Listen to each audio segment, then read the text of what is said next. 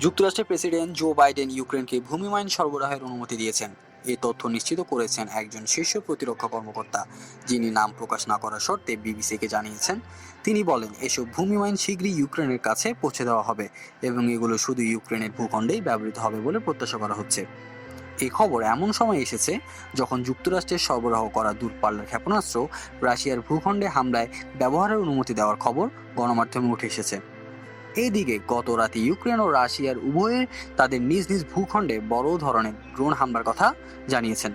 উল্লেখযোগ্যভাবে ইউক্রেনের রাজধানী কিয়েভে অবস্থিত যুক্তরাষ্ট্রের দূতাবাস সাময়িক বন্ধ রাখার ঘোষণা দিয়েছে। দূতাবাস জানায়, তারা 20 নভেম্বর সম্ভাব্য বিমান হামলার বিষয়ে সুনির্দিষ্ট গোয়েন্দা তথ্য পেয়েছে। এই পরিস্থিতিতে ইউক্রেন রাশিয়ার সংকট নতুন মোড় নিতে পারে বলে ধারণা করা হচ্ছে।